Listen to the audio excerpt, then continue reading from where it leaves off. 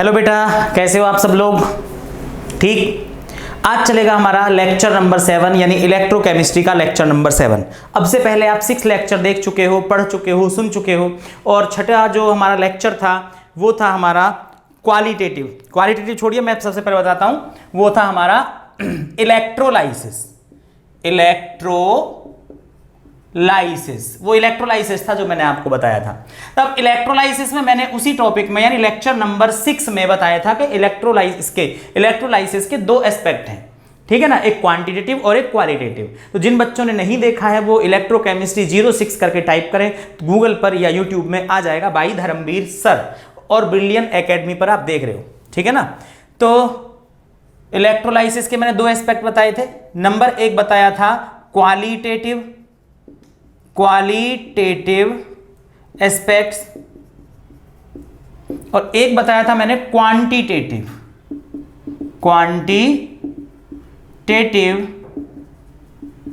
Aspects. ये हो गया ए और ये हो गया बी।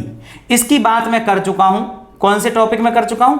इलेक्ट्रोलाइटिक सेल में कर चुका हूं, इलेक्ट्रोलाइटिक सेल। तो ये इलेक्ट्रोलाइटिक्स में प्रीवियस टॉपिक या प्रीवियस लेक्चर में, टॉपिक तो वही चल रहा है लेकिन प्रीवियस लेक्चर में बता चुका हूं कि भाई इलेक्ट्रोलाइटिक सेल क्या होता है, जो कि क्वालिटेटिव एनालिसिस था, ये एस्पेक्ट था। अब क्वांटिटेटिव की बारी आती है। तो क्वांटिटेटिव का मतलब अमाउंट का पता लगाना है हमें कि कितना कॉपर डिपॉजिट हुआ, कितना जिंक डिपॉजिट हुआ, कितना सिल्वर डिपॉजिट हुआ, कितना आयरन डिपॉजिट हुआ। अगर दोनों गैस हैं, कैथोड एनोड पर जाने वाले जो कंपोनेंट है वो गैस हैं, तो वो रिलीज हो जाएंगे, निकल जाएंगे, और अगर सॉलिड है तो डिपॉजिट हो जाएंगे। तो सबसे पहले तुम्हें बनाना पड़ेगा इलेक्ट्रोलाइटिक सेल। मैं बना चुका हूं एक बार, तो देखो जरा ध्यान से। एक नॉन कंडक्टिंग आपने वेसल लिया, नॉन कंडक्टिंग मटेरियल का वेसल लिया आपने। इसमें एक सॉल्यूशन ले लिया जो इलेक्ट्रोलाइटिक है, मतलब जो अपने आयनों में डिकम्पोज हो जाता है। ये सॉल्यूशन है सी पॉजिटिव, ए नेगेटिव, पॉजिटिव नेगेटिव। दो इलेक्ट्रोड लिए, दोनों को एक बैटरी से कनेक्ट कर दिया। बैटरी क्यों लगाई गई? क्योंकि ये एक नॉन स्पॉन्टेनियस प्रोसेस है, अपने आप नहीं होता है, ठीक है। मैंने आपको बताया था, हमेशा याद रखना, PaO पाव, और इसके लिए मैंने बताया था NCr, ये बात बताई थी। P मतलब पॉजिटिव, यानी ये पॉजिटिव है तो इसको हम क्या बोलेंगे? एनोड बोलेंगे। एनोड पॉजिटिव, एनोड ऑक्सीडेशन, तो इस पर ऑक्सीडेशन होने वाला है, ठीक है। NCr नेगेटिव, ये रहा नेगेटिव। C मतलब कैथोड, यानी ये कैथोड है और कैथोड पर क्या होगा? रिडक्शन होगा, ठीक है। तो ये नेगेटिव है और ये क्या है? पॉजिटिव है। तो अब इस पर ये जो आप देख रहे हो इलेक्ट्रोड, इस पर कैसा चार्ज है? पॉजिटिव, यानी deficiency of electrons. Positive positive, सारा पॉजिटिव। ये नेगेटिव है, सब नेगेटिव है यहां पर। अब तुम्हारे पास में जो इसमें आयंस हैं, ये कैटायन है, ये एनायन है, तो इस पर इलेक्ट्रॉनों की डेफिशिएंसी है, यहां इलेक्ट्रॉन बहुत ज्यादा है, तो ये वाला जो कैटायन है ये चला जाएगा यहां पर डिस्चार्ज होने के लिए, और ये एनायन इसको इलेक्ट्रॉन दे देगा। यानी जो C+ था इसने इलेक्ट्रॉन लिया, इस इलेक्ट्रोड से ले लिया, न्यूट्रल हो गया, डिस्चार्ज हो गया जी, ठीक है। और ये जो A- है, इसके पास इलेक्ट्रॉन ज्यादा है, ये अपना इलेक्ट्रॉन इसको ट्रांसफर कर देगा, ये कर दिया इलेक्ट्रॉन ट्रांसफर, तो A हो गया। यहां लॉस ऑफ इलेक्ट्रॉन यानी ऑक्सीडेशन, यहां गेन ऑफ इलेक्ट्रॉन यानी रिडक्शन। तो यहां रिडक्शन हुआ कैथोड पर, यहां ऑक्सीडेशन हुआ एनोड पर। अब कुछ दिन पहले, 1-2 वीडियो पहले मैंने आपको बताया था इलेक्ट्रोकेमिकल सेल, वहां जब हमने कंस्ट्रक्शन की थी, उसको बनाया था, तो वहां आपको बताया था कि इसको याद रख लेना, LOAN। लेफ्ट में ऑक्सीडेशन है और A को बोलेंगे एनोड और N को बोलेंगे नेगेटिव। तो इसको छोड़िए जरा। तो एनोड पर कैसा चार्ज लगाया था? नेगेटिव। एनोड पर कैसा चार्ज था? नेगेटिव। और यहां एनोड पर कैसा चार्ज है? पॉजिटिव। तो तुम सोच रहे हो कि मर्जी से कुछ भी कर रहे हैं, तो वहां भी मैंने आपको बताया था, मतलब पिछली वीडियो में भी मैंने आपको बताया था, पिछले लेक्चर में मैंने बताया था, मर्जी नहीं है भाई, ये तो बैटरी के पॉइंट लगे हुए हैं यहां पर, ठीक है ना, टर्मिनल है। यहां देखिए एनोड पर क्या हो रहा है? ऑक्सीडेशन। और यहां देखो एनोड पर क्या हो रहा है, ऑक्सीडेशन। तो आपको चार्ज से एनोड कैथोड को नहीं पहचानना है, आपको देखना है कि कहां ऑक्सीडेशन हो रहा है और कहां पर रिडक्शन हो रहा है। चार्ज कुछ भी हो, हमेशा एनोड पर ऑक्सीडेशन होगा, हमेशा कैथोड पर रिडक्शन होगा, यही बात आपको याद रखनी है। चार्ज के अकॉर्डिंग नहीं पहचानना कि भाई नेगेटिव है तो एनोड होगा, पॉजिटिव है तो एनोड होगा, ऐसा कुछ नहीं है। केवल किसके अकॉर्डिंग देखोगे आप कि ऑक्सीडेशन जहां पर होगा वही एनोड होगा, जहां रिडक्शन होगा वही कैथोड होगा, इस बात को याद रखना है। ठीक है, तो मैं इसको मिटा देता हूं, सेल को थोड़ी देर के लिए रख लेंगे। ये इलेक्ट्रोलाइटिक सेल है जो मैं करा चुका हूं। ठीक है, तो यहां से चलेंगे फैराडे लॉ, उन पर करेंगे न्यूमेरिकल। ठीक है, न्यूमेरिकल जरूरी है, पेपर में आएगा जरूर, सीबीएसई के लिए तो इंपॉर्टेंट है। ठीक है, तो टॉपिक चला हमारा क्वालिटेटिव, यानी बी टॉपिक है, क्वालिटेटिव एस्पेक्ट्स ऑफ इलेक्ट्रोलाइसिस। ठीक है, अब इसमें क्या आ गया, first number 1 Faraday first law of electrolysis. Faraday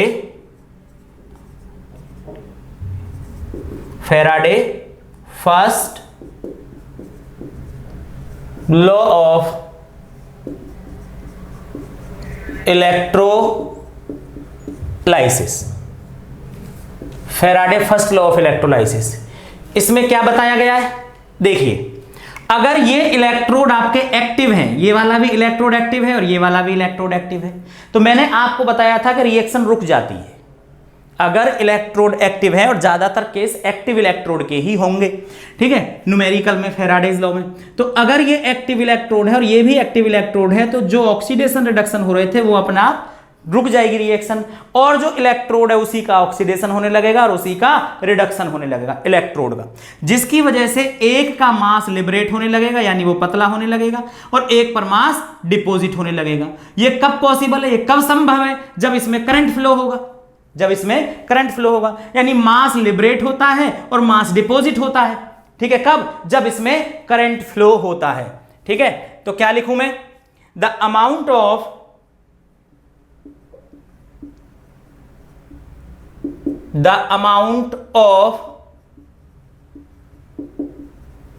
chemical reaction,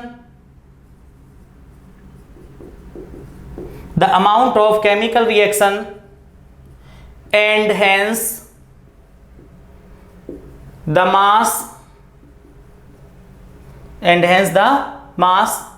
ये लाइन फिर ये लाइन फिर यहां, ठीक है, कभी इसके आगे लिख लो, and hence the mass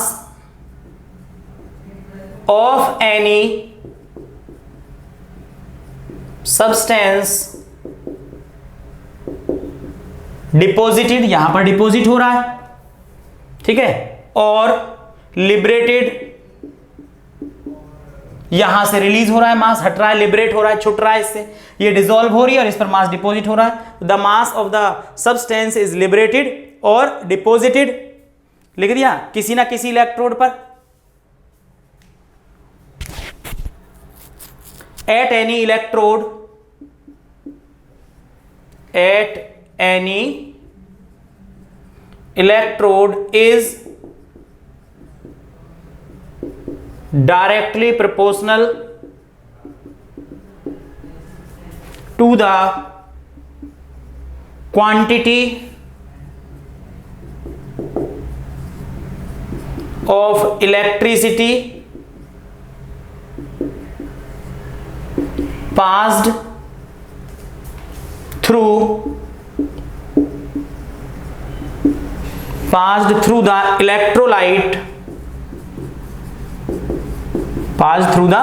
electrolyte, अब चाहे वो सॉल्यूशन एक्वस है और चाहे वो सॉल्यूशन मोल्टन है, MELT, मेल्ट। ठीक है, यानी किसी इलेक्ट्रोड से मास लिबरेट होगा, किसी इलेक्ट्रोड पर मास डिपॉजिट होगा। ठीक, तो किसी इलेक्ट्रोड पर मास लिबरेट होगा और किसी पर मास डिपॉजिट होगा, और वो किसके बराबर होगा, वो होगा उसमें फ्लो होने वाले करंट के टोटल चार्ज के डायरेक्टली प्रोपोर्शनल होगा। तो यहां से मास लिबरेट हो रहा है, इस पर डिपॉजिट हो रहा है, तो मास को क्या बोल दूं मैं, W।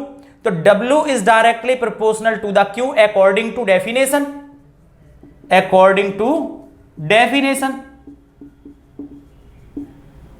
W is directly proportional to Q। अब W प्रोपोर्शनलिटी को हटाओगे तो सबको पता है कांस्टेंट आता है, इस कांस्टेंट का नाम है electro chemical equivalent, electrochemical equivalent, जिसको शॉर्ट में हम बोल देते हैं ECE। इसकी भी डेफिनेशन पेपर में पूछ लेता है, तो डेफिनेशन थोड़ी देर में निकालेंगे अभी, ठीक है। अब Z जो होता है, Z जो होता है, ठीक है, वो होता है इक्विवेलेंट अपॉन में Faraday value, equivalent weight upon F। ये क्या है, EQUI, equivalent weight, equivalent weight upon Faraday value. अब ये फेराडे वैल्यू क्या है, तो मैं ये आपको पिछले टॉपिक में बता चुका हूं, 1 फेराडे 1 मोल चार्ज के बराबर होता है। 1 फेराडे कितने के बराबर होता है, 1 मोल चार्ज के बराबर होता है, और 1 मोल चार्ज कितना बैठता है, 96500 कूलम, 96500 कूलम। अब इस वैल्यू को आप, यह मैंने 1 फेराडे, इस वैल्यू को आप यहां रख सकते हैं, तो W इक्वल आ गया तुम्हारे पास में, Z नहीं, W इक्वल आ गया E by F into Q। ये इक्वेशन 1 मान लेता हूं मैं, E by F into Q। अब Q क्या होता है, Q, तो Q इक्वल होता है IT, Q क्या होता है, IT, फिजिक्स में पढ़ा होगा। अब इस IT को उठा करके आप यहां रख दीजिए Q की जगह पर, ये मैंने इक्वेशन 2 मान लिया, तो W इक्वल आ गया तुम्हारे पास में E by F into I into T। अब E क्या होता है, E क्या होता है, E क्या है, इक्विवेलेंट वेट, इक्विवेलेंट मास। अब इक्विवेलेंट मास कैसे निकालते हैं, तो ये बात मैंने आपको सॉल्यूशन चैप्टर में यूनिट सेकंड जब मैंने नॉर्मेलिटी पढ़ाई थी तो वहां पर बताया था अच्छे तरीके से, ठीक है। तो वहां क्या बताया था मैंने, वहां बताया था मोलर मास अपॉन X। अब X क्या होता है, तो एसिड का इक्विवेलेंट वेट अलग तरीके से निकालते हैं, बेस का अलग तरीके से निकालते हैं, सॉल्ट का अलग निकालते हैं, एलिमेंट का अलग निकालते हैं। तो वहां मैंने आपको बताया था, बस ये चेंज हो जाता है। मान लीजिए यहां पर आप एसिड लेना चाहते हैं तो मोलर मास किसका, एसिड का अपॉन में फ्री ऑफ H आयन। अगर बेस का लेना चाहते हैं तो मोलर मास अपॉन में फ्री ऑफ OH आयन। अगर आप सॉल्ट का लेना चाहते हैं तो मोलर मास अपॉन में total positive valency, total positive valency. अगर आप एलिमेंट का लेना चाहते हैं तो एटॉमिक मास अपॉन में वैलेंसी, ठीक है। अब यहां पर ज्यादातर आपको सॉल्ट मिलेगा, इलेक्ट्रोलाइट जो होगा वो ज्यादातर क्या मिलेगा, सॉल्ट मिलेगा। आयंस की बात करेंगे तो यहां आयन का चार्ज ले लिया जाएगा X। तो अब W इक्वल आ जाएगा, जो फॉर्मूला बना W इक्वल E की जगह पर क्या आ जाएगा, मोलर मास, E की जगह पर मोलर मास, mm लिख दिया मैंने, mm is the molar mass, millimetre नहीं, molar mass into I is the current into time upon में X और इनटू में F is the Faraday value. तो ये मास निकालने के लिए, जो मास यहां पर लिबरेट होता है, यहां से जो मास इस पर डिपॉजिट होता है, उसके लिए क्या आ गया है, फॉर्मूला आ गया। इसको लिख लें जल्दी, इससे हम करेंगे, ठीक है ना। और एक और मैं आपको यूनिटरी मेथड बताऊंगा कि आप बिना फॉर्मूले के क्वेश्चन कर दोगे, वो ज्यादा अच्छा होता है, ज्यादा सिंपल होता है। बिना फॉर्मूले के आप न्यूमेरिकल कर दोगे, छोटा सा मोल कंसेप्ट का सा सिस्टम सा बनता है उसमें, ठीक है। 2-3 लाइन में क्वेश्चन सॉल्व हो जाता है, तो वो ज्यादा आसान मेथड होगा। तो एक बार इससे करके दिखाऊंगा, एक बार यूनिटरी मेथड से करके बताऊंगा, जो आपको आसान लगे उससे कर लेना। क्लियर, जल्दी से नोट डाउन करो।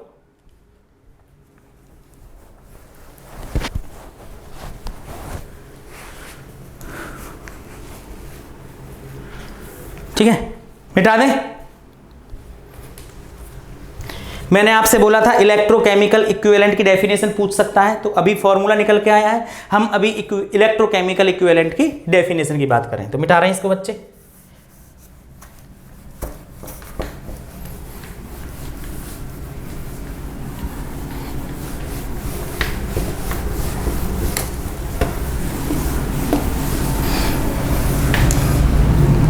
देखो, तुम्हारे पास में फॉर्मूला निकल के आया W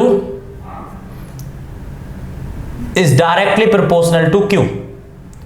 अब W प्रोपोर्शनलिटी को हटाओगे तो क्या आएगा यहां पर Z Q, और Q था यहां पर IT, इसको उठा के यहां रखिए, W इक्वल आ गया ZIT।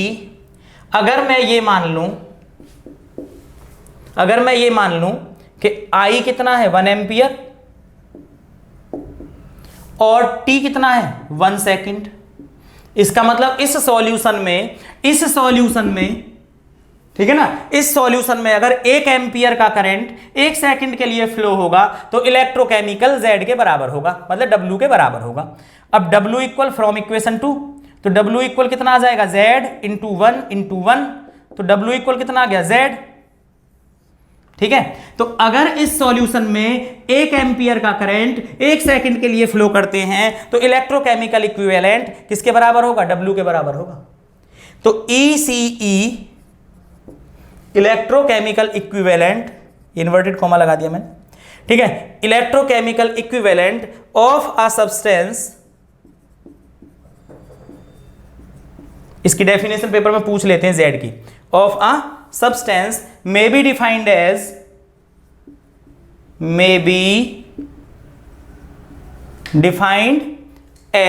the mass, ठीक है ना, of the substance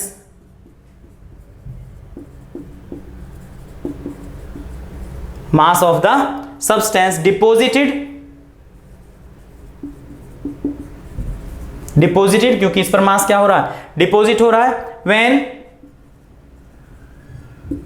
a current of 1 ampere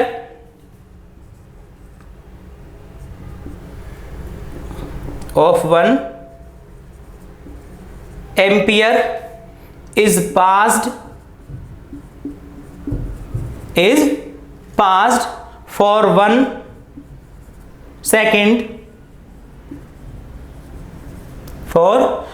second through the solution, यानी इस सॉल्यूशन में, या ऐसे करके लीजिए, लिख दीजिए, that is a quantity of electricity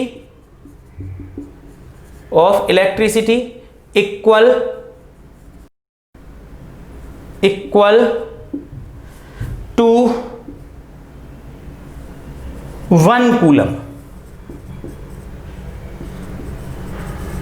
is passed, या ऐसे करके लिख दीजिए। तो ये डेफिनेशन है, ये लिख दीजिए, या तो सीधे सीधे यही रखिए, ठीक है। The mass of that substances is liberated और deposited at any electrode when 1 ampere current, ठीक है, passed through the solution for 1 second. लिखो जल्दी से,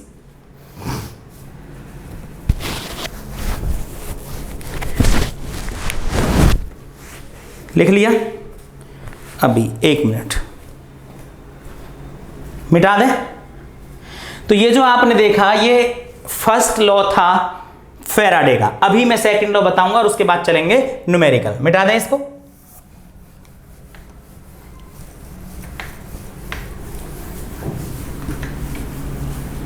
अब इसको भी मिटा देते हैं।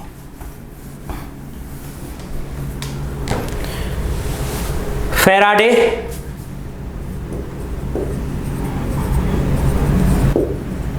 Second law of electrolysis. Faraday second law of electrolysis. अब सेकेंड लॉ की क्या जरूरत पड़ी, क्यों आ गया सेकेंड लॉ? तो सेकेंड लॉ इसलिए आ गया भाई कि अब तक जो तुम्हारे पास में कंटेनर था वो एक था, तो एक कंटेनर में सॉल्यूशन भी कितने होंगे? एक। अगर तुम्हारे पास में 2 सॉल्यूशन है, 3 सॉल्यूशन है, 4 सॉल्यूशन है, 5 सॉल्यूशन है, 6 सॉल्यूशन है, तो कैसे करोगे? अलग अलग करके करोगे, ठीक है। तो इसलिए इसमें बताया गया कि अगर हम 2 या 2 से ज्यादा इलेक्ट्रोलाइट को सीरीज में जोड़ देते हैं, ठीक है ना, तो जितना मास लिबरेट होता है या डिपॉजिट होता है, जितना मास लिबरेट या डिपॉजिट होता है वो उस एलिमेंट के, जो सॉल्यूशन में, उस एलिमेंट के इक्विवेलेंट वेट के बराबर होगा। मान लीजिए तुम्हारे पास में, यानी सीरीज में जोड़ना पड़ेगा, मान लो तुम्हारे पास में कॉपर सल्फेट का सॉल्यूशन है, तो कॉपर का जितना मास लिबरेट या डिपॉजिट होगा वो कॉपर के इक्विवेलेंट वेट के बराबर होगा। अगर तुम्हारे पास में सिल्वर नाइट्रेट का सॉल्यूशन है तो जितना मास सिल्वर का लिबरेट या डिपॉजिट होगा, ठीक है ना, तो वो सिल्वर के इलेक्ट्रोकेमिकल इक्विवेलेंट के उसके बराबर होगा, इलेक्ट्रो इक्विवेलेंट वेट के बराबर होगा। जिंक हुआ तो जिंक के इक्विवेलेंट वेट के बराबर होगा। ठीक है, तो देखो जरा मैं दो सॉल्यूशन लेता हूं।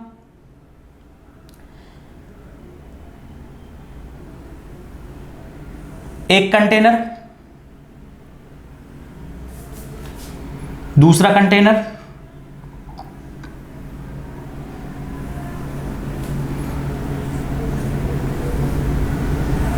इलेक्ट्रोड्स,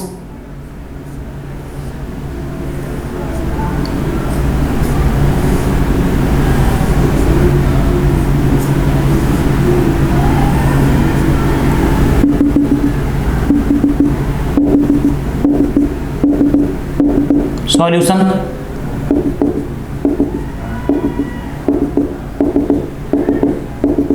AgNO3 सॉल्यूशन मान लेता हूं इसको, AgNO3 solution, copper sulphate solution मान लेता हूं, ये कॉपर सल्फेट और ये क्या है, AgNO3। अब इसको क्या करना है, आप इसको कनेक्ट कर दे बैटरी से, क्योंकि नॉन स्पॉन्टेनियस प्रोसेस है, पॉजिटिव नेगेटिव, एक वायर से कनेक्ट कर दिया है, तो ये हो जाएगा नेगेटिव और ये हो जाएगा पॉजिटिव। ठीक है, अब इसमें क्या है, यहां अगर मैं इसकी बात करूं तो AG मतलब सिल्वर, किसके बराबर आ जाएगा, ZQ के बराबर आ जाएगा। किसके बराबर, ZQ के बराबर। इक्वेशन अभी नहीं डाल रहे बन।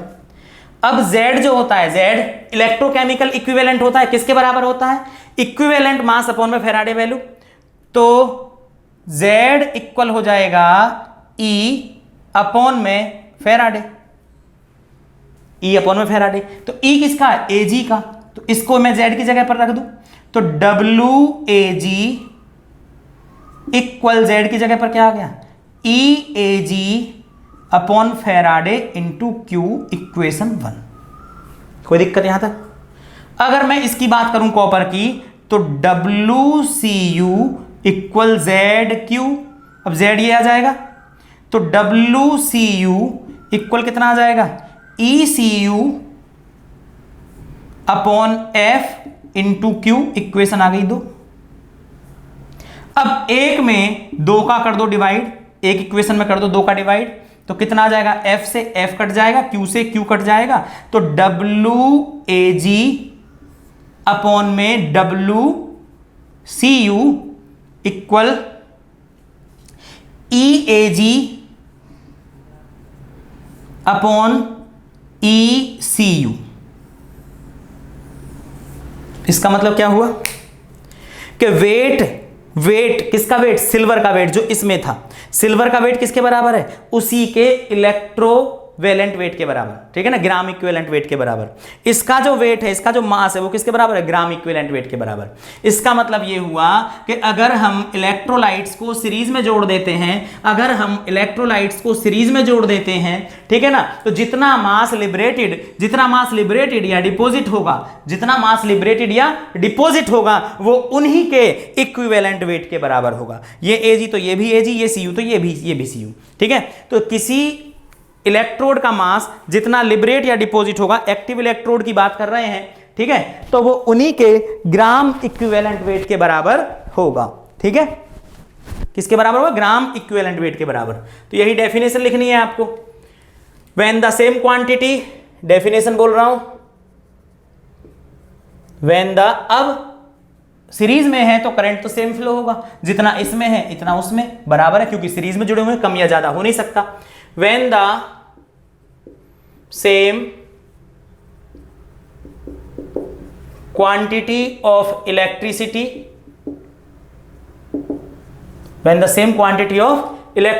is passed through the solution,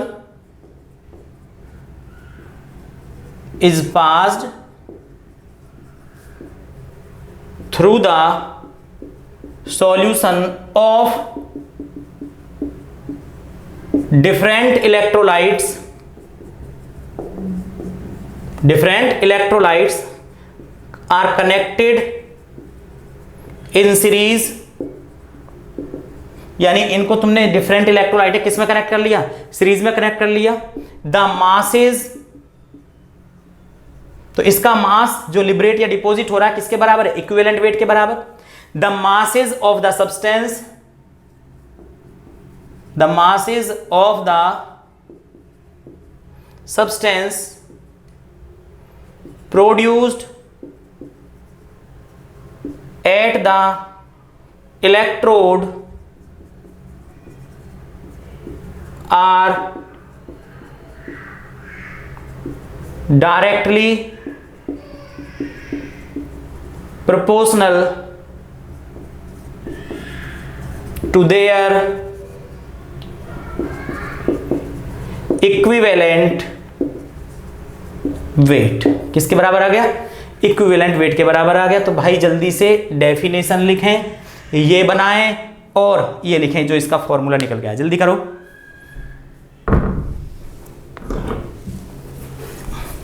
करो जल्दी। अब छोटे छोटे क्वेश्चन चलेंगे पहले, फिर मैं तुम्हें बताऊंगा। बस यही है आज का जो टॉपिक है हमारा, Faraday first law and Faraday second law. मिटा देते हैं।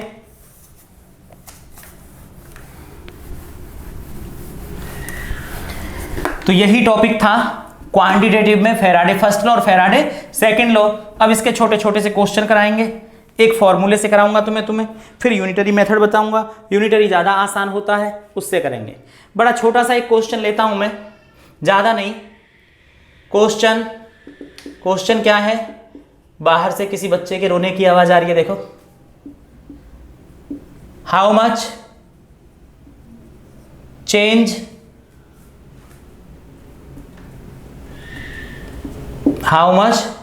Charge is required. बड़ा सिंपल सा क्वेश्चन लिया है, इस टाइप के करवा भी चुका हूं मैं थोड़े छोटे छोटे तुम्हें। How much charge is required, first है 1 mole of Al+3 to Al। Second है 1 mole of Cu+2 to Cu। Third लेकर के चल रहा हूं मैं, 1 mole of MnO4- to Mn+2। बड़ा सिंपल सा क्वेश्चन है, बहुत ज्यादा। फर्स्ट की बात कर रहे हैं तो ये कह रहा है तुम्हें कि Al+3 से Al हो जाता है, Al+3 से Al हो जाता है। तो ये कितने इलेक्ट्रॉन गेन करेगा, 3 इलेक्ट्रॉन गेन करेगा। तो 1 mole of electron 1 Faraday, 2 mole of electron 2 Faraday, तो 3 मोल ऑफ इलेक्ट्रॉन 3 फेराडे। तो इसका मतलब कितना हो जाएगा, 3 फेराडे की वैल्यू 96500, तो इक्वल इतने कूलम। ठीक है। अब सेकंड देखो, सेकंड अब तुरंत कर दोगे तुम, मुझे करने की जरूरत ही नहीं है। Cu+2 से कितना हो रहा है Cu, तो ये कितने इलेक्ट्रॉन गेन करेगा, 2 इलेक्ट्रॉन। तो 2 इलेक्ट्रॉन कितना हो जाएगा, 2 फेराडे। तो 2 इंटू कितना हो जाएगा, 96500 इक्वल इतना कूलम। अब मैं आ गया किस पर, MnO4- पर। तो MnO4- से क्या बन रहा है, Mn+2। तो हमें केवल Mn चाहिए, MnO4- नहीं चाहिए। तो आपको Mn का ऑक्सीडेशन नंबर निकालना है। तो Mn को क्या मान लोगे, x, 4, ऑक्सीजन की वैलेंसी 2 इक्वल -1। तो x इक्वल हो जाएगा तुम्हारे पास में +7। तो +7 किस पर चार्ज आ रहा है, Mn पर। तो Mn+7 से कितना हो रहा है, Mn+2। इसे कितने इलेक्ट्रॉनों की जरूरत है, इसे 5 इलेक्ट्रॉन की जरूरत है। अगर इसमें 5 इलेक्ट्रॉन जोड़ोगे तो ये +2 के बराबर हो जाएगा। क्लियर आ रही बात समझ में, 5 इलेक्ट्रॉन, तो 5 इलेक्ट्रॉन कितने के बराबर, 5 फेराडे। तो 5 इंटू कितना हो जाएगा, 96500 इक्वल इतना कूलम। तो ये बड़े सिंपल से बेसिक से क्वेश्चन है, जल्दी करो, मिटा दें।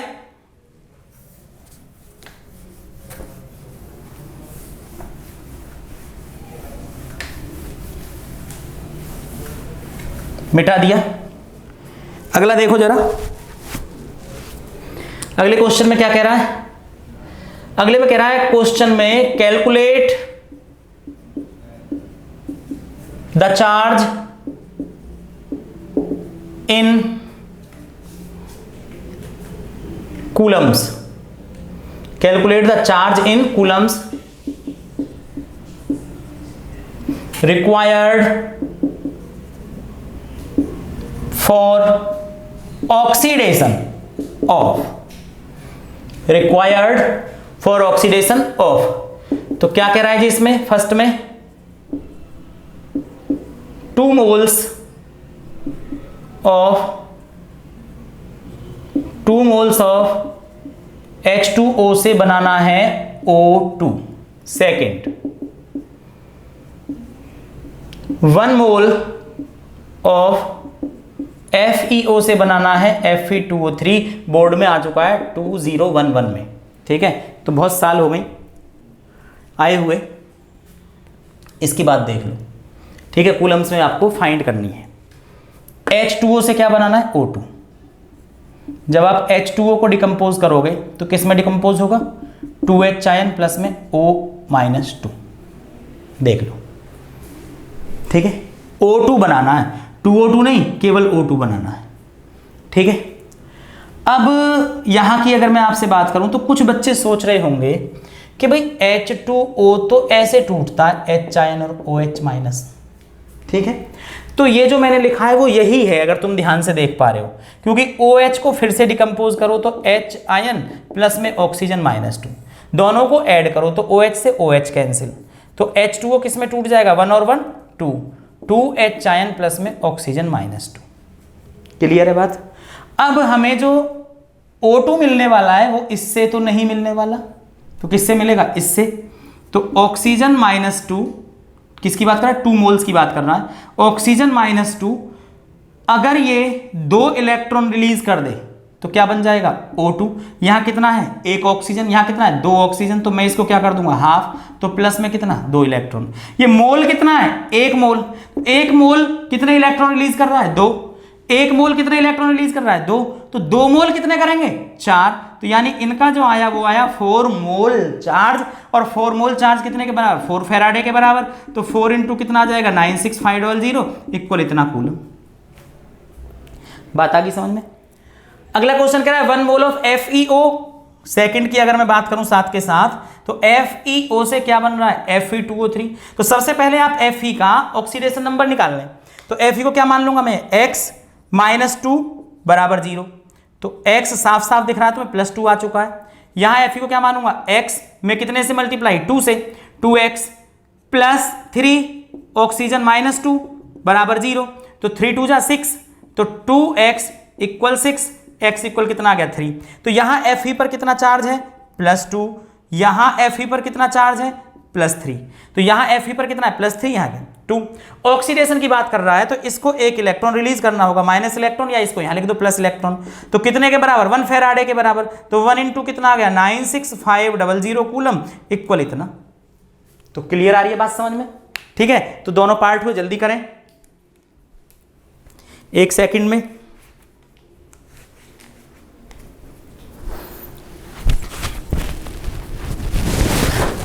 मिटा दें, मिटा देते हैं.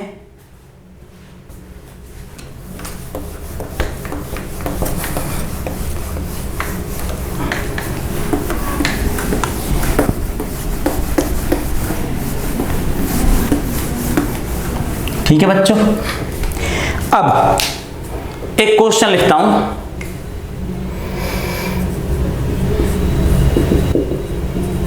Find the amount of Cu deposited, ठीक है ना, Cu deposited when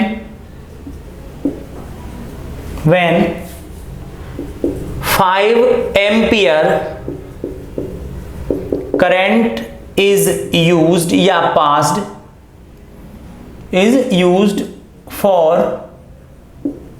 1 hour to electrolyzed CuSO4 solution. CuSO4 solution. तो साफ साफ दिख रहा है कि find the amount of copper, कितना कॉपर डिपॉजिट होगा, कितना कॉपर डिपॉजिट होगा अगर उस कंटेनर में, उस सॉल्यूशन में, उस सेल में 5 एम्पियर का करंट 1 घंटे के लिए फ्लो किया जाता है। तो इसका मतलब आई कितना दे दिया, आई दे दिया 5 एम्पियर। टाइम कितना दे दिया, 1 our into minute into second, इतने सेकेंड। ठीक है, ठीक है। और निकालना क्या है, डब्ल्यू निकालना है, तो डब्ल्यू इक्वल क्वेश्चन मार्क। अब फॉर्मूला क्या होता है तुम्हारे पास में, फॉर्मूला होता है डब्ल्यू इक्वल जेड क्यू, और जेड क्या होता है, ई अपॉन में एफ फेराडे वैल्यू, ई अपॉन में एफ। और ई क्या होता है, ई होता है मोलर मास अपॉन में एक्स।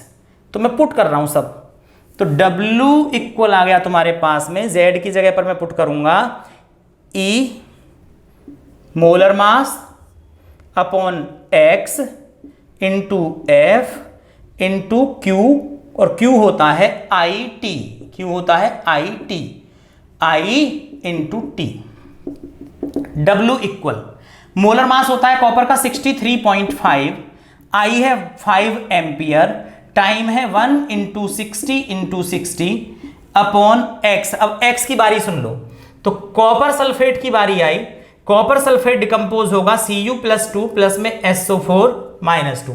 कॉपर की बात कर रहे हैं, तो कॉपर पर मैक्सिमम कितना चार्ज है, 2, तो कितने मोल ऑफ इलेक्ट्रॉन इसने दिए होंगे, 2 मोल्स ऑफ इलेक्ट्रॉन ये ले सकता है। तो इसका मतलब इसकी जो x है, जो चार्ज है, वो कितना आ गया 2 इंटू एफ कितना जाएगा 96500। अगर आप इसको सॉल्व करते हो, वेट निकालते हो, तो ये आ जाएगा 5.92 ग्राम। ये तो फॉर्मूले से हुआ, ये किससे हुआ, फॉर्मूले से। अब मैंने जो यूनिटरी मेथड बताया था आपको, अब मैं उसकी बात कर लेता हूं, ठीक है। तो कॉपर सल्फेट, यानी जो मैं यूनिटरी मेथड बताने वाला हूं, जो कॉपर सल्फेट है वो टूटा Cu+2 में, अनदर मेथड, और इसी से क्वेश्चन करूंगा मैं। ये आसान है थोड़ा, तो इसको समझें, बिना फॉर्मूले के हो जाएगा। अनदर मेथड, तो Cu+2 जब 2 इलेक्ट्रॉन गेन करेगा तो Cu बन जाएगा, तो 2 इलेक्ट्रॉन 2 फेराडे हो गया, कितना हो गया 2 फेराडे, तो 2 इंटू 96500 यानी 193000 कूलम, इतना आ गया ये, ठीक है ना। अब कह रहा है कि कितने इसमें फाइंड द अमाउंट, अमाउंट को हमें किधर रखना है, राइट में रखना है। मोल कंसेप्ट क्या कहता है कि जो चीज फाइंड करते हैं राइट में रखते हैं। तो इससे इतने चार्ज से 1 मोल ऑफ कॉपर डिपॉजिट होता है, इतने चार्ज से 1 मोल कॉपर का डिपॉजिट होता है, 1 मोल कितना, मोलर मास, एटॉमिक मास के बराबर।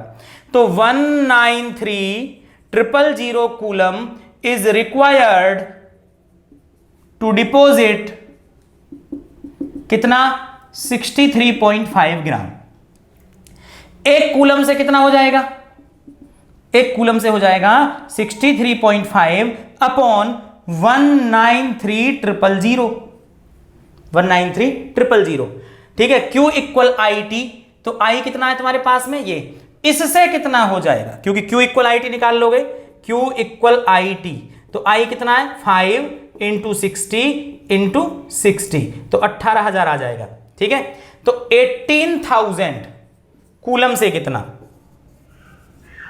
18,000 कूलम से कितना, 63.5 193000 इंटू 18,000, 3 0 से 3 0 कैंसिल, तो ये आ जाएगा 5.92 ग्राम, कर लो, ठीक है ना। ये आ गया, इतना सॉल्व हो गया। तो यूनिटरी मेथड से करने की कोशिश करना, और तुम चाहो तो फॉर्मूले से कर लेना, जो तुम्हें अच्छा लगे उससे कर सकते हो, ऐसी कोई बात नहीं है, ठीक है। तो जल्दी से नोट डाउन करो, एक तो गर्मी कुछ ज़्यादा ही हो रही है बच्चा आजकल, थोड़ा टाइम भी लग जाता है।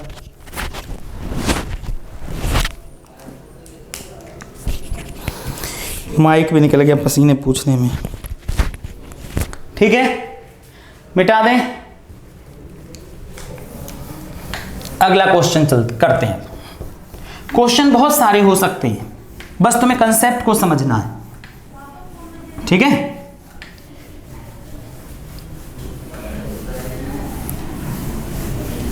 अब देखो, एक क्वेश्चन लिखा मैंने, a solution of copper sulfate is electrolyzed for 10 minutes.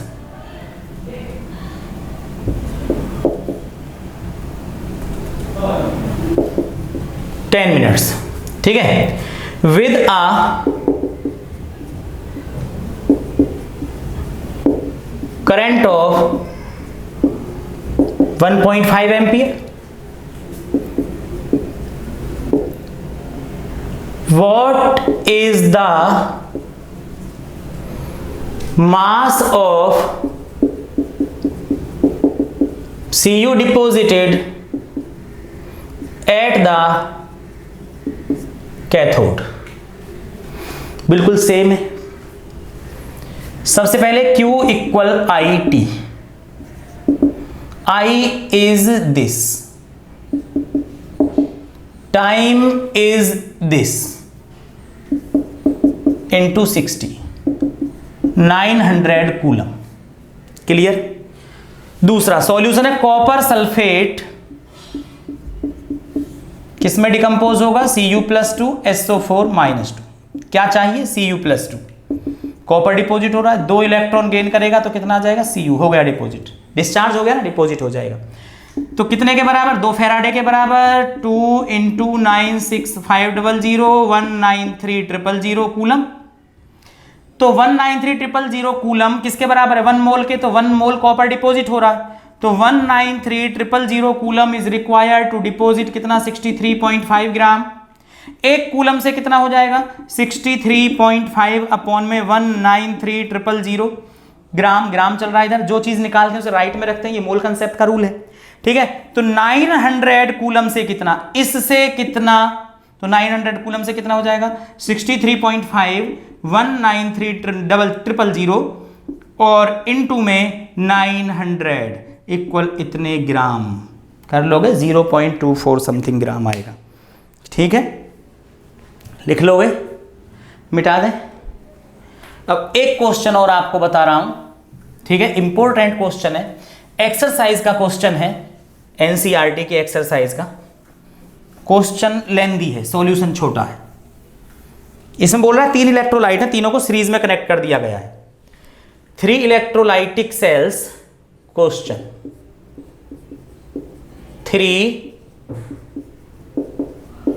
Electrolytic cells, 3 electrolytic cells A, B, C containing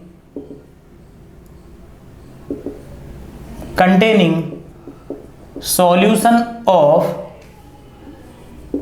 ZnSO4, AgNO3 और तीसरा ले लेते हैं copper sulphate respectively ReSPCtLy short में लिख दिया वैसे ही, respectively are connected in series,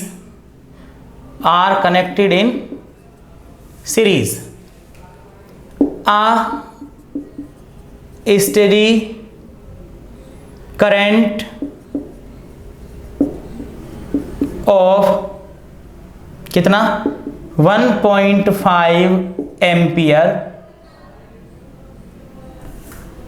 was passed through them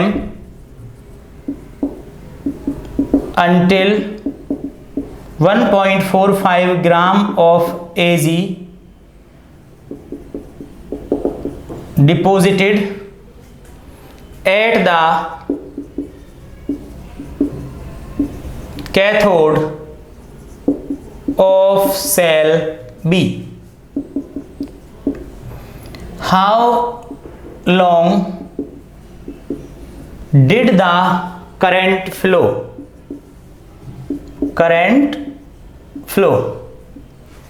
What mass of Cu and zinc were deposited. तो क्वेश्चन एक बार पढ़ो जरा, फिर मैं कराऊंगा और बताऊंगा। 3 इलेक्ट्रोलाइटिक सेल्स, यानी 3 सेल हैं, एक ए, एक बी, एक सी, जिनके अंदर ZnSO4, AgNO3 और CuSO4 सॉल्यूशन भरा हुआ है, जो कि सीरीज में है। सीरीज में तो सब में करंट सेम हो जाएगा, चार्ज सब में इक्वल हो जाएगा। और अगर सिल्वर इतना डिपॉजिट होता है तो इतने सिल्वर को डिपॉजिट करने के लिए करंट को कितनी देर तक फ्लो होना पड़ेगा? इतने सिल्वर को डिपॉजिट करने के लिए करंट को कितनी देर तक फ्लो होना पड़ेगा? How long did the current flow? और इतनी ही देर में कितना कॉपर डिपॉजिट होगा और कितना जिंक डिपॉजिट होगा। ठीक है, वैसे ही बना देता हूं, डायग्राम बनाने की जरूरत तो है नहीं, वैसे छोटा सा।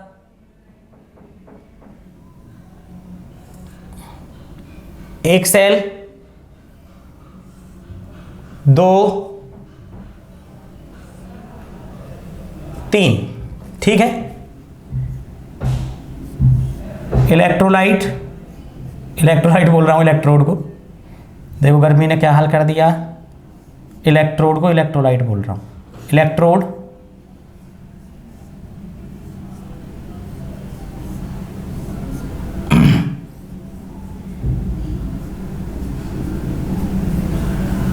Wire, connecting wire. अब ये जुड़ गए सीरीज में, तो सीरीज तो आती होगी बनानी आपको, सीरीज है। ये हो गया ए, ये हो गया बी और ये हो गया सी। ए में बोल रहा है ZnSO4, बी में बोल रहा है AgNO3, सी में बोल रहा है कॉपर सल्फेट। तो तीनों में करंट की अमाउंट हो जाएगी सेम, क्योंकि तीनों सीरीज में जुड़े हुए हैं।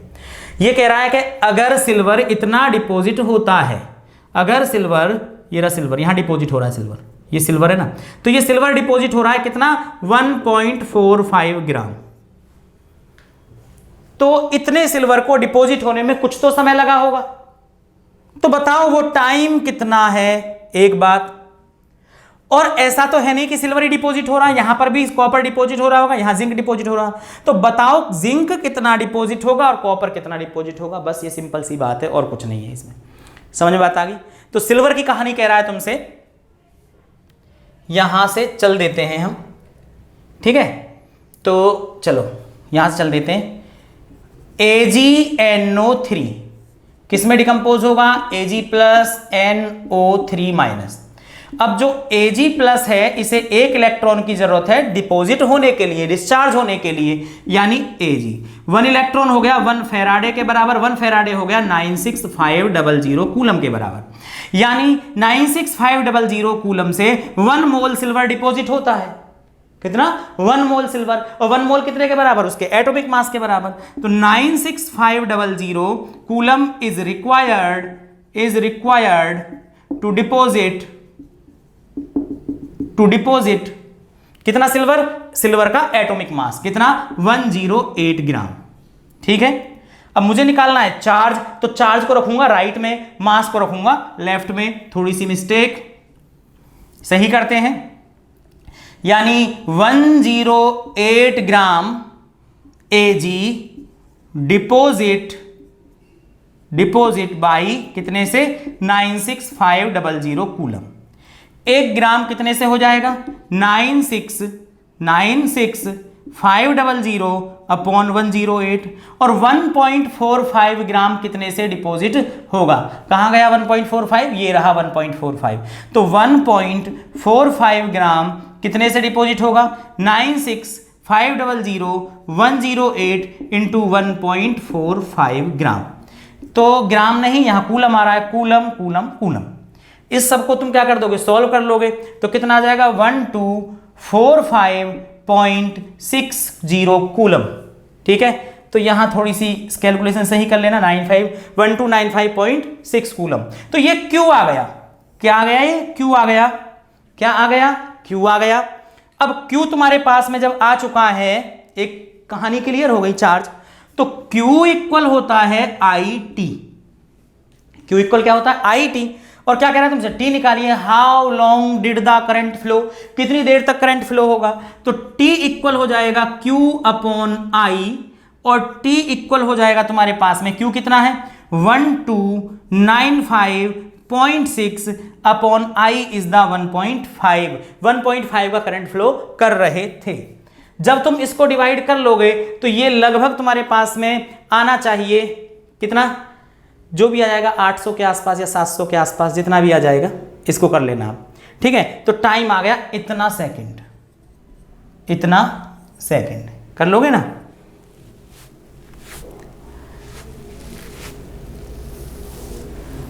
ठीक है, अब एक चीज क्लियर हो गई कि how long did the current flow, ये चीज क्लियर, इतनी देर करंट फ्लो होगा, कैलकुलेट करना जरूर, ठीक है। और आंसर मैसेज में लिख देना आप, ठीक है, मैसेज में मतलब चैट में लिख देना, कमेंट में लिख देना कि जी इतना आया। अब क्या कह रहा है, what mass of copper and zinc were deposit, copper, और इसमें एक पार्ट करूंगा ध्यान रखना, ठीक है, कॉपर सल्फेट CuSO4 किस में डिकम्पोज होगा, Cu+2SO4-2। जब कॉपर डिपॉजिट होगा तो 2 इलेक्ट्रॉन गेन करेगा और क्या बन जाएगा Cu, ठीक है। अब इसका मतलब ये कितना हो गया, 2 फैराडे, 2 फैराडे कितना 193,000 कूलम, आप जानते हो 2 × 96500, ठीक है। मास निकालना है तो मास को रखूंगा राइट में, तो 1 मोल मास, तो कॉपर का ये कितना होगा 1 मोल, तो 1 मोल मास में इतने चार्ज की जरूरत है, तो 193,000 coulomb is required to deposit कितना मास 63.5 ग्राम, 63.5 ग्राम। एक कूलम से कितना हो जाएगा 63.5 अपॉन में 193,000, इस बार ग्राम निकाल रहे हैं, तो इतने से कितना होगा, इतने से, ये क्यू है, इतने से कितना होगा, क्योंकि तो सबके लिए सेम है, इसके लिए भी, इसके लिए भी, इसके लिए भी, इसमें सॉल्यूशन भर ही रहा है, तुम्हें पता है, ठीक है ना। तो 1295.6 से कितना होगा 63.5, 193,000 इंटू में कितना 1295.6, इसको सॉल्व करके इतने ग्राम कैलकुलेशन जरूर करना, कैलकुलेशन जरूर करना। आप तुम ही बताओगे कितना आएगा, 0 पॉइंट समथिंग ग्राम आएगा। अब जिंक का कैसे करोगे, सेम लिखोगे ZnSO4 Zn+2 + SO4-2 Zn+2, 2 electron लेगा, Zn बन जाएगा तो 2 फैराडे, सेम आ जाएगा यहां पर। और जिंक का जो एटॉमिक मास होता है वो होता है 65.3 या 65.4, ठीक है। तो 193,000 कूलम इज रिक्वायर्ड कितना 65.3 ग्राम, 1 के लिए 65.3 अपॉन इतना, इसके लिए इंटू इतना। तो इनको कैलकुलेट करके आंसर निकाल करके कमेंट बॉक्स में बताएं कि जी इतना इतना आंसर आ गया है, ठीक है। तो अब हमारा, मैंने आपको बताया था कि इलेक्ट्रोकेमिस्ट्री को नॉर्मली मैंने 3 पार्ट में डिवाइड कर रखा है। नंबर 1 था हमारा इलेक्ट्रोलाइटिक सेल, जो आज खत्म हो गया, इलेक्ट्रोलाइटिक सेल जो आज खत्म हो गया। इसमें क्या था, इसमें इलेक्ट्रोलाइटिक सेल मतलब इलेक्ट्रोकेमिकल सेल का ही एक पार्ट था, ठीक है, इलेक्ट्रोलाइसिस। तो इलेक्ट्रोलाइसिस में इलेक्ट्रोलाइटिक सेल था, इलेक्ट्रोलाइटिक सेल के बाद में फैराडेज लॉ थे, फर्स्ट एंड सेकंड दोनों हो गए। एक था इलेक्ट्रोकेमिकल सेल यानी गैल्वेनिक सेल, वैसे तो दोनों ही इलेक्ट्रो गैल्वेनिक सेल और इलेक्ट्रोलाइटिक सेल दोनों इलेक्ट्रोकेमिकल हैं। तो एक तो था गैल्वेनिक सेल, एक था इलेक्ट्रोलाइसिस, दोनों हो गए। तीसरा बचता है कंडक्शन ऑफ सॉल्यूशन, यानी सॉल्यूशन में रेजिस्टेंस होगा, कंडक्टेंस होगा, इक्विवेलेंट कंडक्टिविटी, मोलर कंडक्टिविटी, ठीक है ना। ये सारी चीजें हम तब तक यानी अगले वीडियो में पढ़ेंगे, तीसरा टॉपिक। उसके बाद में बैटरी वगैरह बचती हैं, तो पढ़ते रहो, मेहनत करते रहो। तब तक के लिए all the very best, okay bye, मेहनत करो बच्चे, ठीक।